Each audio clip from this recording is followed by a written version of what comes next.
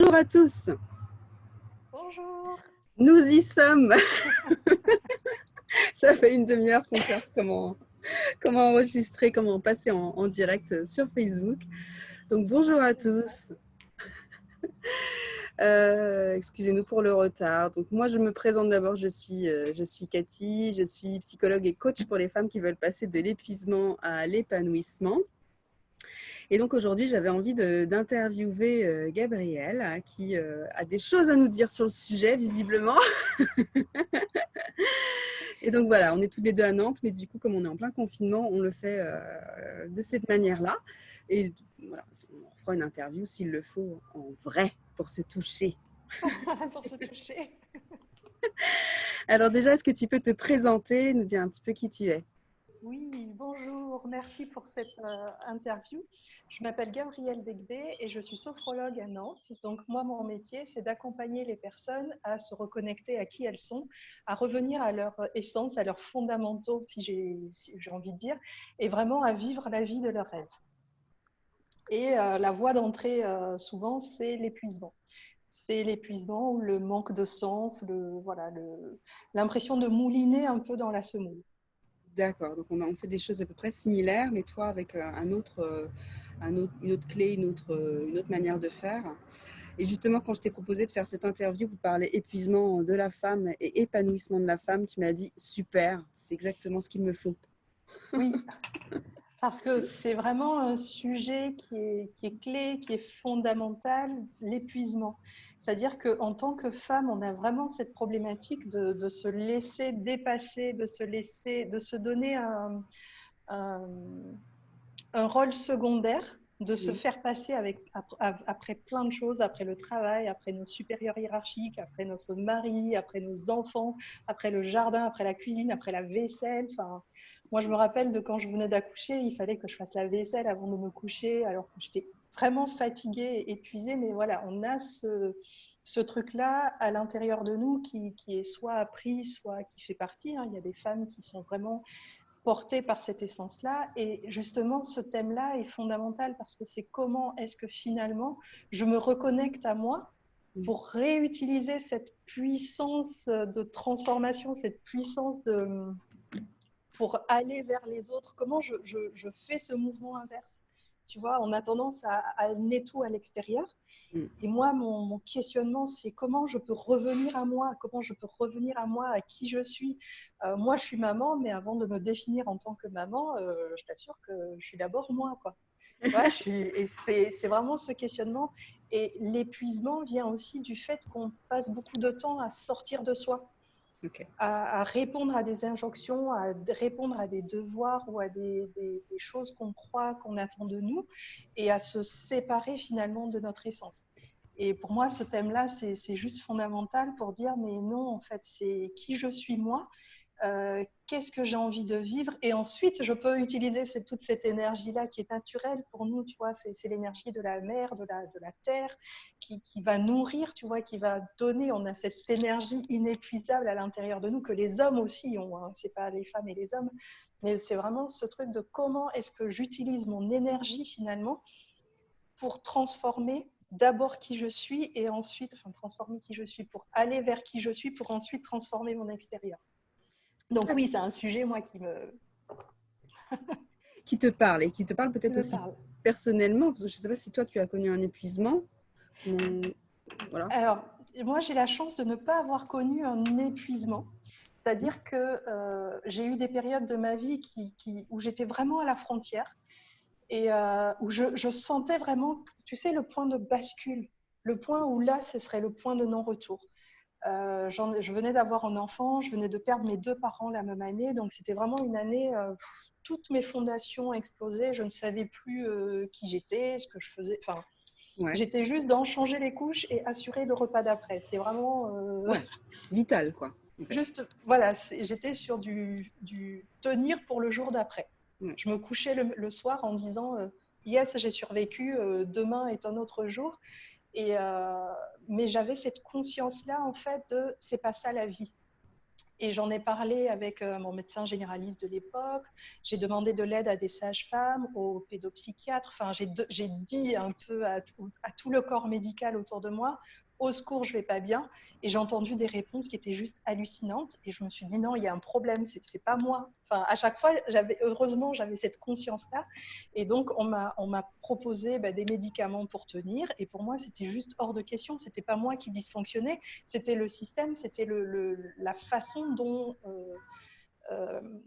c'était le système dans lequel je vivais qui n'était pas le bon, en fait, qui n'était pas adapté à la maternité, qui n'était pas adapté aux êtres humains de manière générale, en fait. D'accord. Ouais. Et du coup, c'est venu comme ça sur, non, en fait, on me dit que je ne vais pas bien, c'est dans ma tête, mais moi, je sais que je ne vais pas bien, c'est dans mon corps. C'est mon corps qui me dit que là, tu es à la limite. Tu vois, et donc, du coup, comme le corps médical ne pouvait pas me répondre, je me suis dit, qu'est-ce qui peut me répondre? Enfin, tu vois, et c'est comme ça, vraiment dans un cri du cœur, je me rappelle encore, je marchais dans la rue chez moi, j'étais en région parisienne, et j'ai vraiment eu ce cri du cœur de oh, mon Dieu, j'ai besoin d'aide. Et vraiment, le lendemain, je suis tombée à peut-être 500 mètres de chez moi, j'y vivais depuis 3 ans, à 500 mètres de chez moi, j'ai vu un truc, association sophrologie, et je me suis dit, c'est quoi la sophrologie?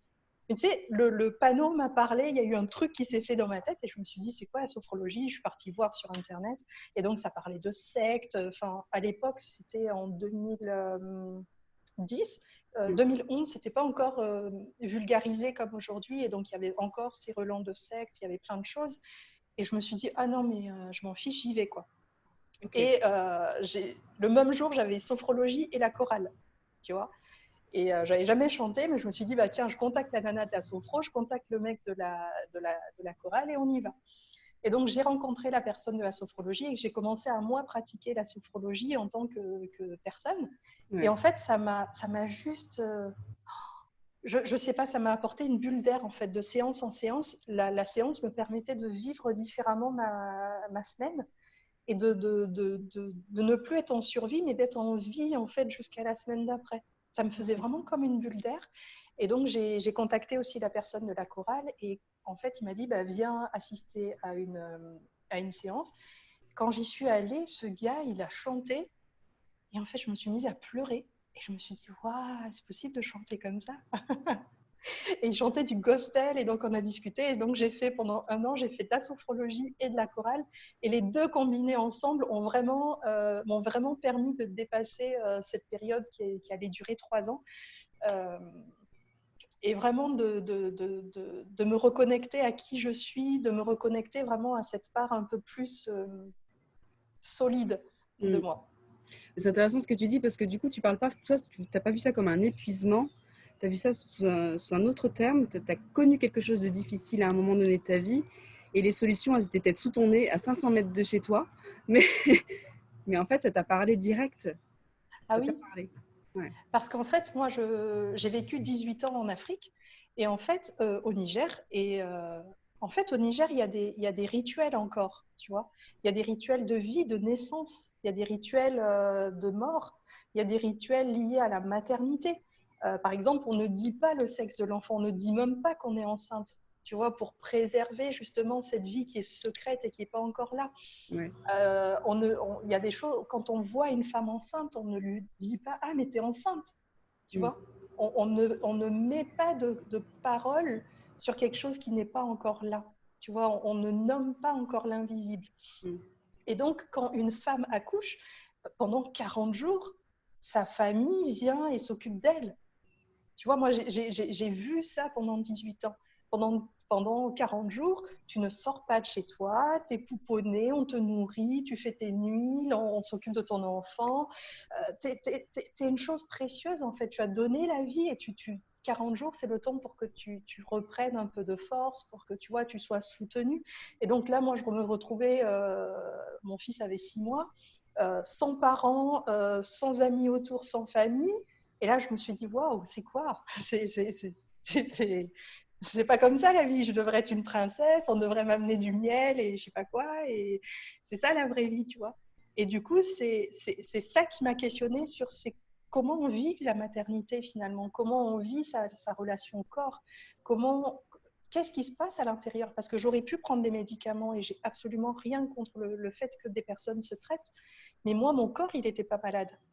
Tu vois ce que je veux dire? Le mien, hein, je parle que du mien. Le mien, il n'était pas malade, il allait bien. C'était juste, il y avait un espèce de crash entre des conceptions et c'était juste ça qu'il fallait remettre en lien. Et le fait de pratiquer de la sophrologie ou de pratiquer de la chorale, ça m'a remis dans mon corps et en fait, ça a pris soin de moi comme si j'avais eu ces personnes qui s'occupaient de moi, tu vois. Ouais. Effectivement, ça a été pour toi assez révélateur. Il a fallu sortir de cette situation difficile de cette manière-là, quoi. C'est quelque chose qui te parle. Effectivement, chacun trouve ses clés là où il peut. Toi, ça a été la sophrologie et la chorale. Ouais. Et du coup, ça s'est fait en combien de temps, cette sortie vers qui tu es aujourd'hui? Je crois que ça continue. Hein. Je crois que ça continue et c'est ça, c'est qu'à chaque fois, c'est des étapes. Le retour à soi, en fait, est vraiment... c'est un cheminement, c'est l'histoire de toute une vie. Enfin, moi, je le conçois comme ça, tu vois. C'est qui je suis. Et entre celle que j'étais en 2008 et celle que je suis aujourd'hui, il y a carrément pas photo. Entre celle que je veux devenir dans 10 ans et celle que je suis aujourd'hui, il n'y a pas photo. Et du coup, c'est qui je suis et comment je me sens dans mon corps, en fait, finalement. Moi, dans mon métier, c'est vraiment ramener les gens dans leur corps. L'épuisement, il parle du corps, tu vois. Il parle du corps qui n'est pas entendu, qui n'est pas respecté. Et le mental fait une espèce de boucle comme ça. Et voilà, dans les signes de l'épuisement chez moi, il y a quand je commence à mélanger mes mots, je sais qu'il faut que je me repose parce que ça, tu vois, ça se branche plus ensemble. C'est ça. Donc, C'est ça, chacun a ses signes d'épuisement. C'est ça. Donc, ce que j'entends, c'est qu'il y a eu une période difficile. Tu en es sortie parce que il y avait la volonté de s'en sortir et parce que tu as eu l'opportunité, la chance, ce qui n'est pas vraiment une chance, mais J'ai décidé parce que j'aurais pu dire oh, c'est une secte et la chorale, je sais pas que ça à faire. Parce que dans la chorale et dans la sophrologie, il y avait aussi des aspects financiers. Tu vois, donc ça impliquait de payer 2 types d'activités en plus, ce que je pouvais m'offrir, et prendre une babysitter en plus pour s'occuper de mon fils. Donc tu vois, il y a aussi, je pense qu'il y a vraiment ce truc de prendre le temps de dire est-ce que c'est important pour moi et qu'est-ce que je suis prêt à payer. Tu vois, il y avait cette notion de prix à payer que ça fait des années que j'entends et que je ne comprends pas en fait, mais il y a un vrai prix à payer, il y a un vrai prix à payer pour le changement, pour la transformation. Et ce prix à payer, il peut être financier, ça peut être aussi en termes de temps, d'amis ou de famille qu'on laisse en chemin.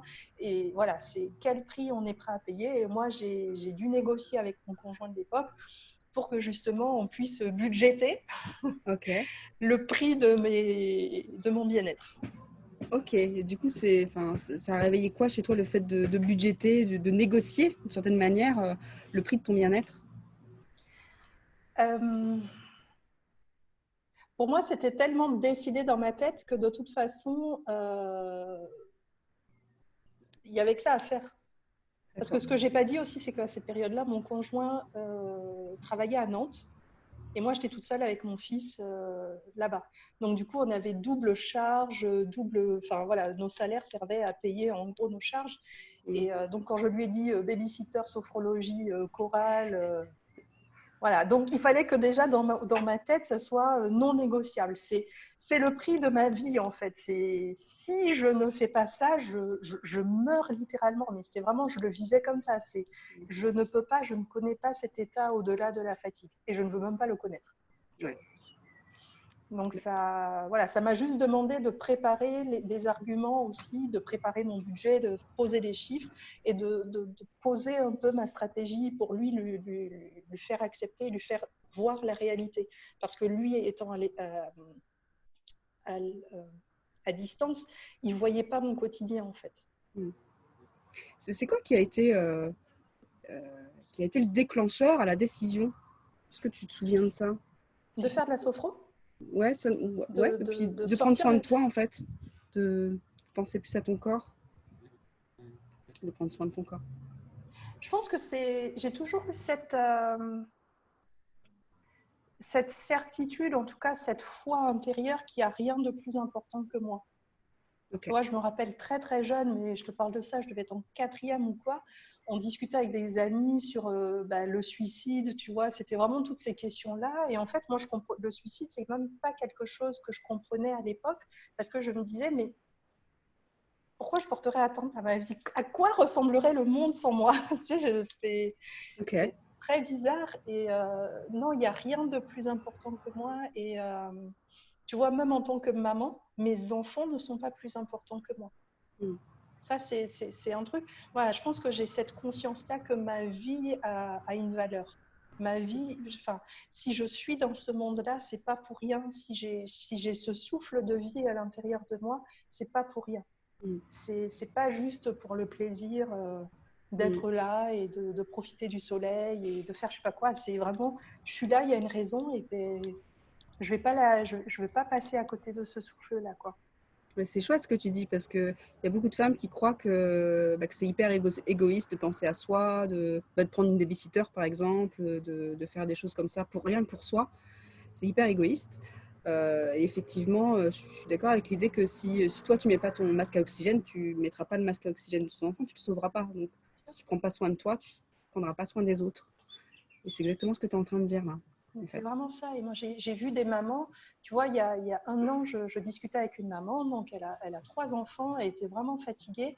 Et je lui disais, mais moi, j'avais vraiment besoin de sortir et de me retrouver, tu vois, en femme, à avoir des vraies discussions sans être interrompue par maman. Et du coup, il y a ce truc-là de dire, bon, ok, est-ce qu'on peut juste aller prendre un café, tu vois, on se retrouve entre femmes, pas entre mamans, et on va discuter. Et elle m'a dit une phrase qui m'a vraiment marquée, elle me dit, mais je ne peux pas aller prendre un café et laisser mes enfants, et priver mes enfants de moi pendant ce temps-là. Mm. Et dans ma tête, je me suis dit, mais en fait, tu ne sais pas la valeur de ce café. C'est parce que tu vas aller prendre ce café, que tu vas t'amuser, que tu vas rigoler, que tu vas revenir et que tu vas aimer encore plus tes enfants. Et tu vois, moi, c'est quelque chose que j'apprends à mes enfants. Ils ont 8 et 4 ans et je leur apprends justement qu'il n'y a rien de plus important que chacun d'entre eux. Il n'y a rien de plus important. Je ne suis pas plus importante. Et même si dans leur conception d'enfant, je suis leur maman, ben ça rentre, tu vois. Mon Mm. fils, le grand, il me le ressort. Et moi, je suis contente quand il me ressort parce que c'est pas qu'il a intégré quelque chose que je l'ai obligé à croire. C'est que ça le renforce dans quelque chose qu'il sait de manière instinctive, tu vois. Et que Ouais. quand je lui demande de partager un truc avec son frère, ça le gonfle.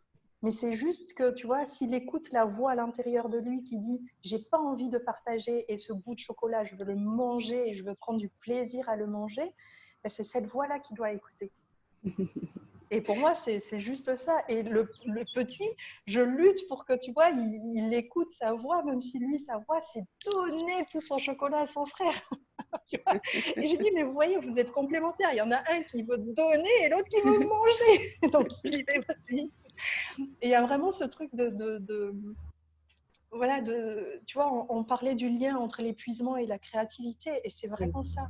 C'est pourquoi je suis épuisée? Parce que je lutte contre le mouvement naturel de la vie. Je lutte contre le mouvement naturel de qui je suis. Mm. Tu vois, toi et moi, on n'est pas pareil, on n'a pas les mêmes modes de fonctionnement. Et si j'essaye d'être comme toi, et si toi, tu essayes d'être comme moi, on va s'épuiser.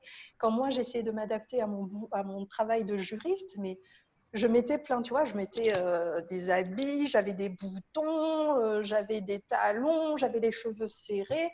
Déjà, je mettais plein de masques avant d'aller me conformer aux critères de la bonne juriste, tu vois. Donc, avant même d'arriver sur mon lieu de travail, j'étais déjà épuisée. Mm. Enfin, déjà, j'avais plus envie, quoi. C'est bon, j'avais donné tout ce que je pouvais. C'est Et, ça.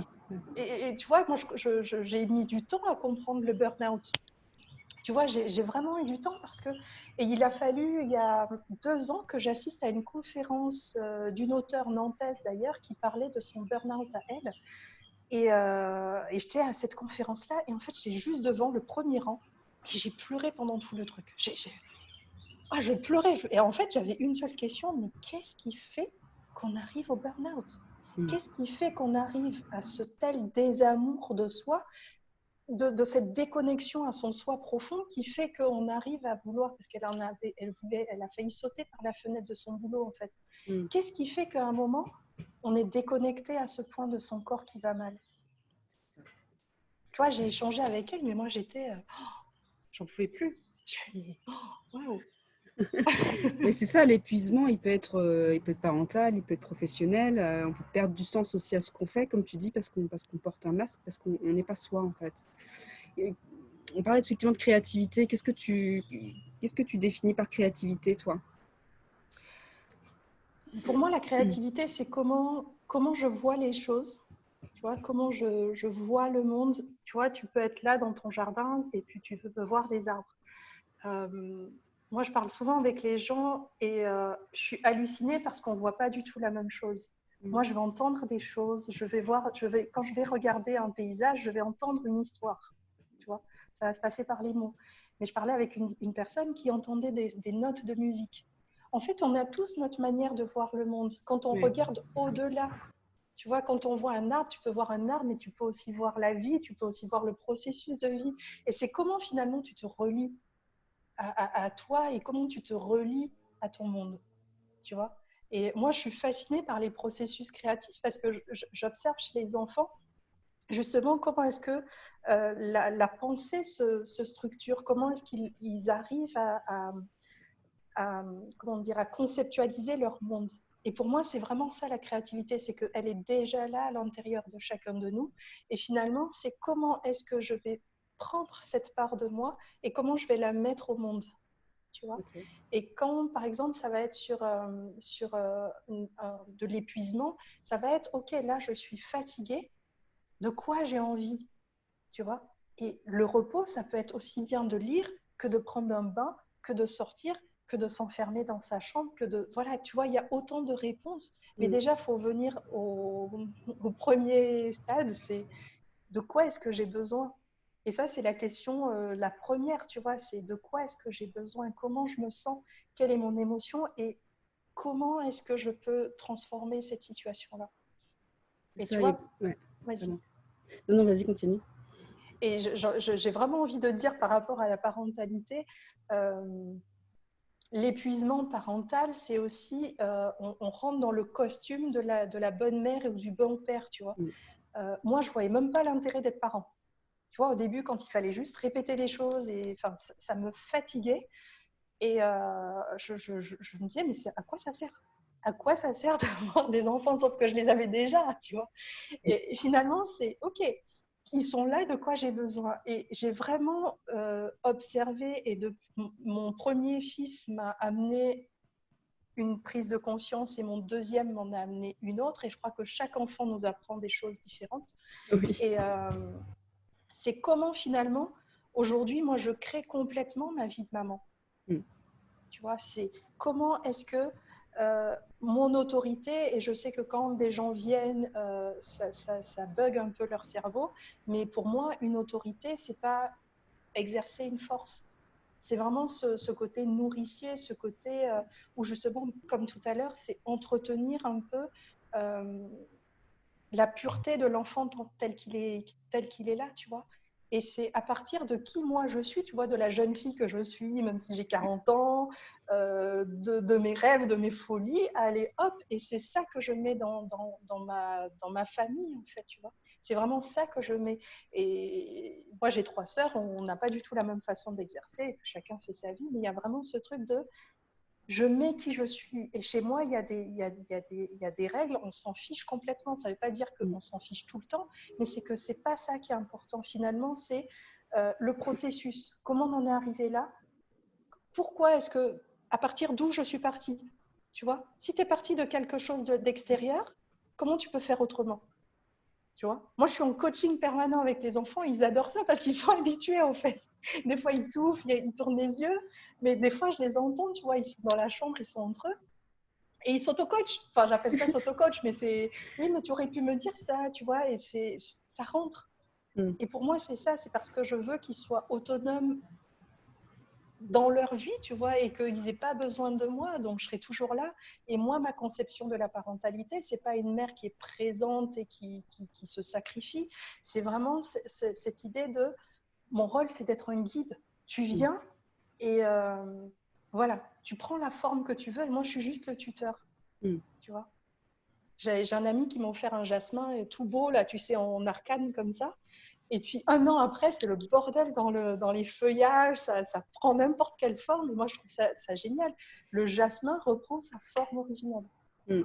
Effectivement, tu crées les choses telles que tu es, en fait. Voilà. Et la plupart des femmes oublient que oui, derrière leurs actes, il y a des croyances, il y a des limites que l'on se pose, des limites liées à l'éducation, liées à un tas de choses.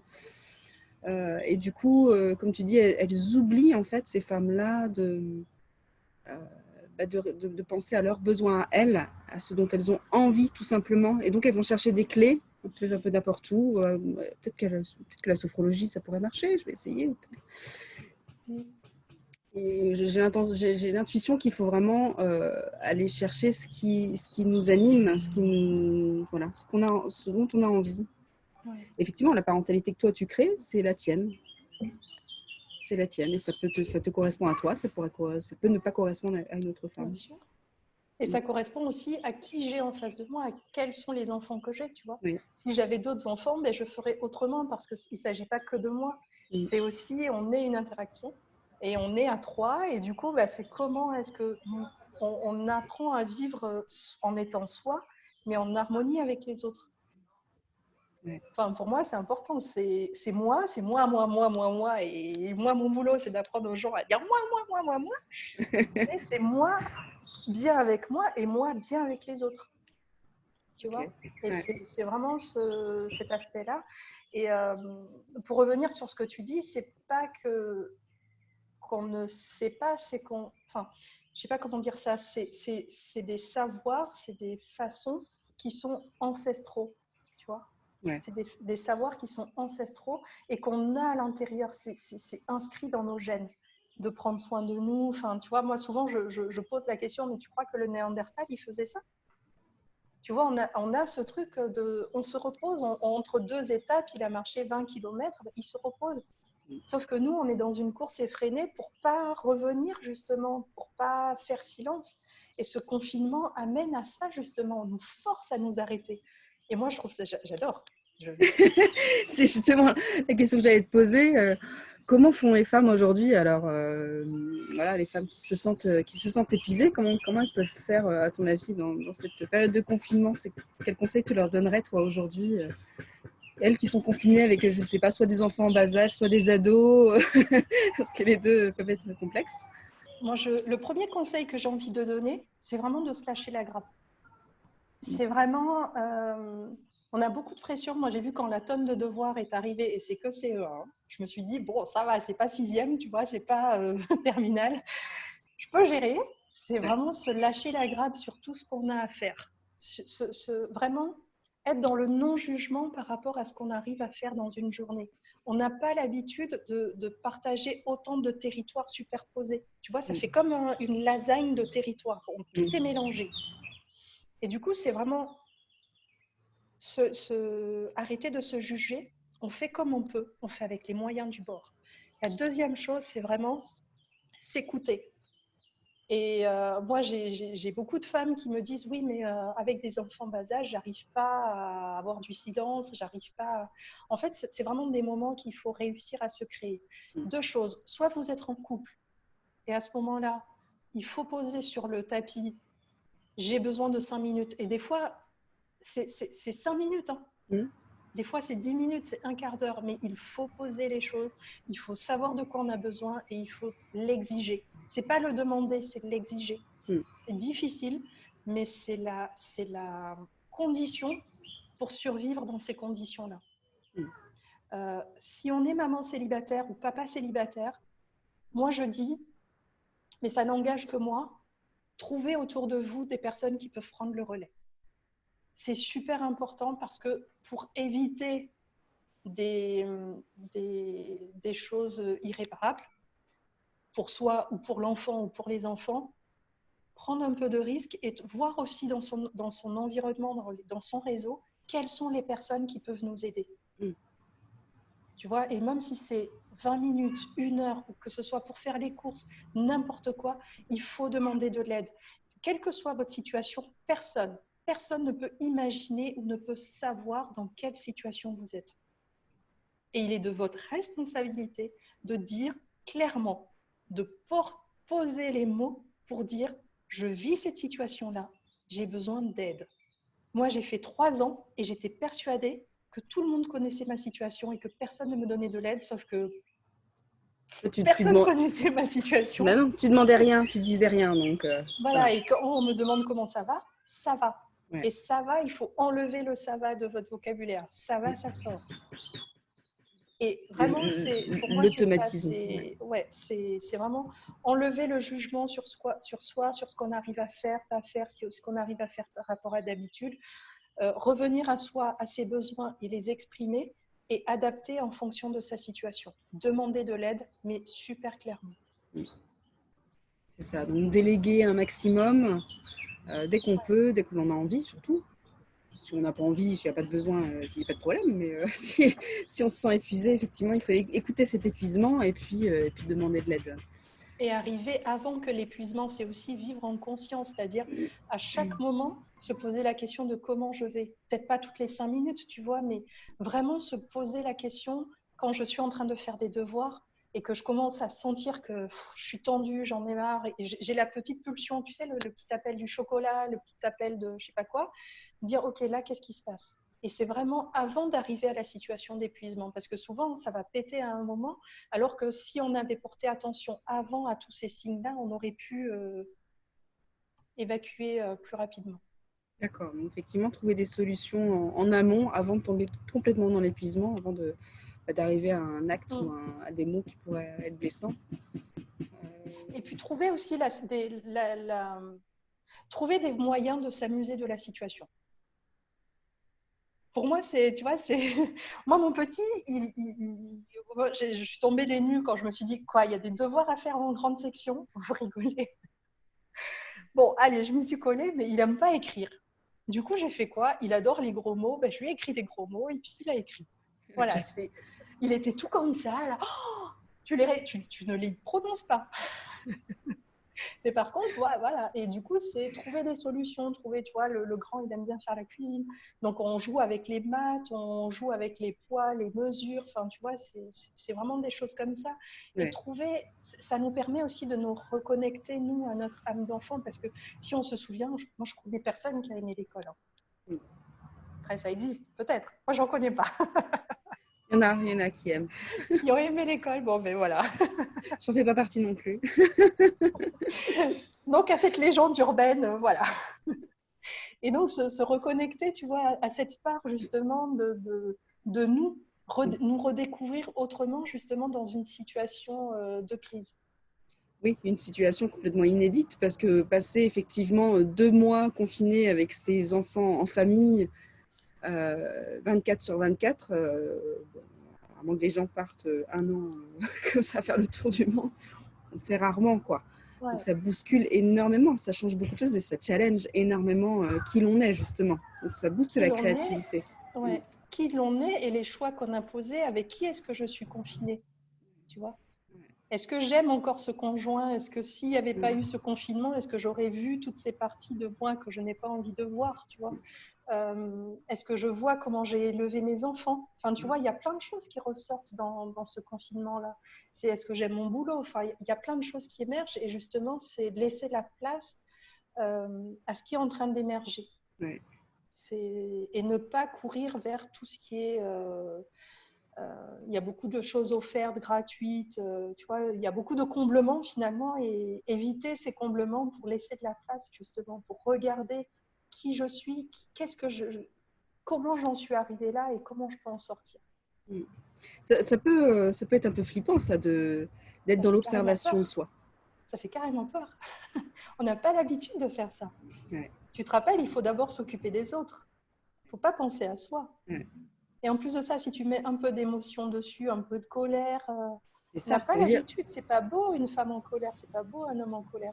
C'est ça veut dire vivre sa colère alors. J'ai déjà à ressentir de la colère. Mais non, point de ça chez moi. Et ça fait peur. Ça fait extrêmement peur. Et justement, c'est plus je vais accepter de regarder ça. Ça ne veut pas dire y plonger d'un coup, tu vois, c'est des petits pas. Voilà, aujourd'hui, il s'est passé ça, je me pose. C'est vraiment par petits bouts. Mm. Moi, souvent, les clientes, elles vont me parler, tu sais, du monstre, du dragon à l'intérieur d'elle ou des choses comme ça.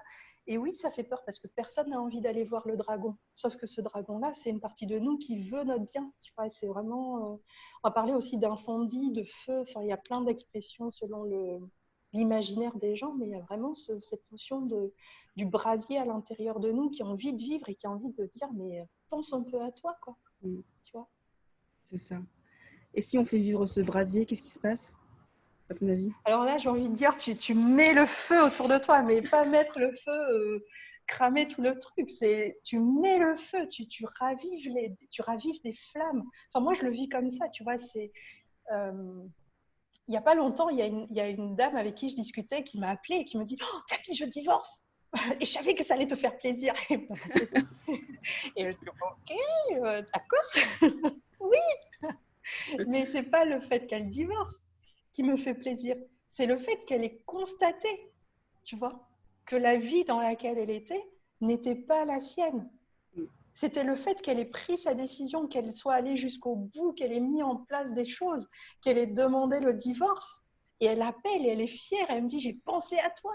Elle me dit, je suis même allée plus loin. J'ai vendu mon alliance. Waouh!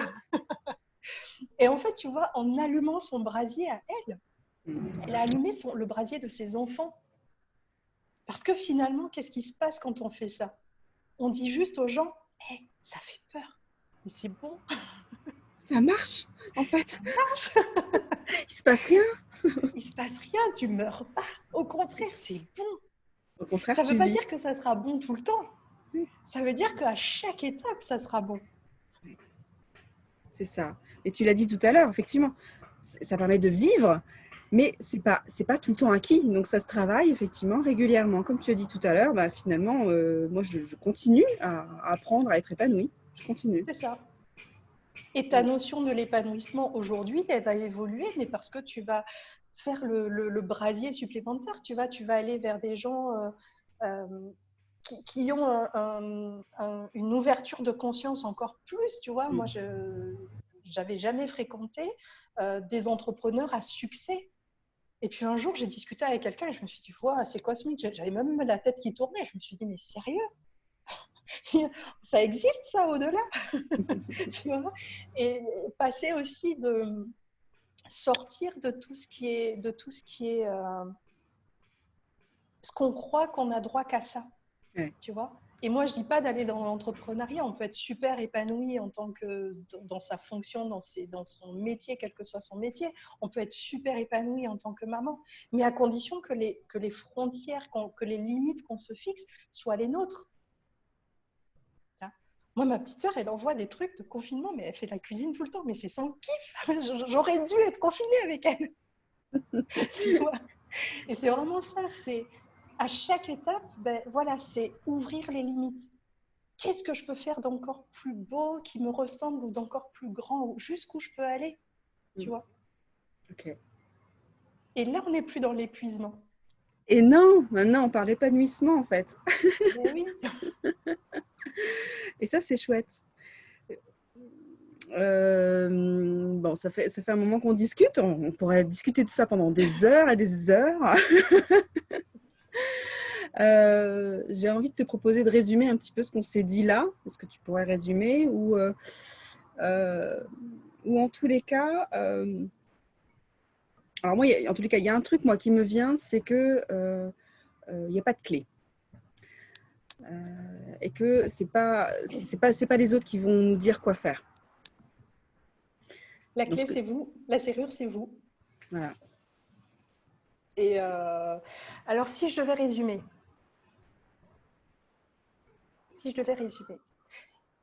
quel constat tu fais de l'état de ton corps et de ton mental? Où est-ce que tu en es aujourd'hui dans ta vie? Est-ce que tu te sens épuisé? Mais vraiment factuellement, note tes signes de fatigue, ce qui montre que tu es vraiment au bord de l'épuisement ou au contraire, bah, tu as dépassé cet épuisement. Ça, c'est la première chose. Fais un constat factuel, pas mental, factuel, avec des faits à la clé de ton état. Qu'est-ce que tu veux réellement? Qui es-tu? est-ce que, quels sont les freins? À qui es-tu? Est-ce que tu as peur? Est-ce que tu ne sais pas comment faire? Est-ce que tu ne sais pas vers quelle méthode, vers quelle personne, vers quel livre? Je ne sais pas. Quels sont les freins? Et puis ensuite, qu'est-ce que tu peux faire pour dépasser ces freins-là? Et un petit pas, on n'est pas obligé de faire le truc de l'Everest tout de suite. Hein. Juste le premier pas, ça peut être appeler quelqu'un et dire « je suis fatiguée ».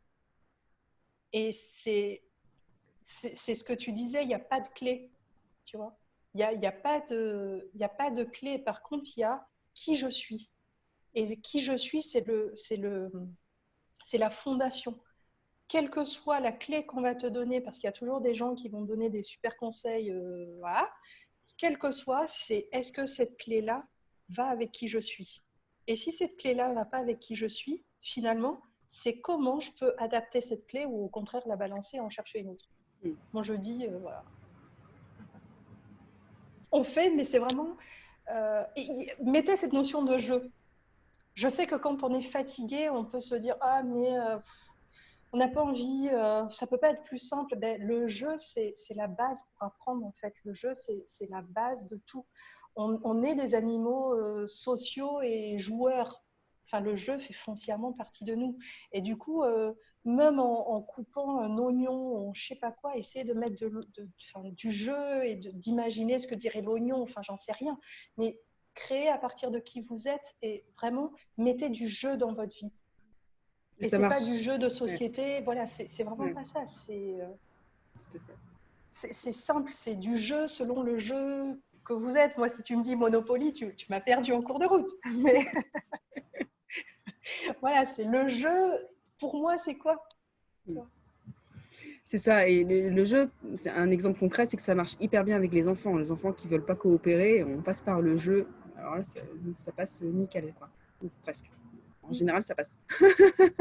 Et par le jeu, on fait passer beaucoup de messages. En entreprise, on arrive aussi à travailler sur le jeu parce que justement, on sort des cadres et on revient à un peu ce côté, bon, allez, on lâche tout et c'est pour de faux, même si voilà, ça travaille par derrière. Il y a vraiment, mettez du jeu dans votre vie, mettez de la légèreté. Ok, super. Bon, bah, je vais aller jouer. À quoi vas-tu aller jouer? Moi, j'aime beaucoup la musique, par exemple. Ça, c'est un truc qui me plaît beaucoup dès le matin. Surtout en période de confinement, là, j'ai pris la routine de mettre de la musique le matin. Ouais. Petit aime beaucoup danser, donc c'est assez rigolo. Ça devient un jeu. Donc, du coup, tu vois, ouais. Comme quoi. C'est ça, et d'amener les autres dans notre univers aussi. Tu vois.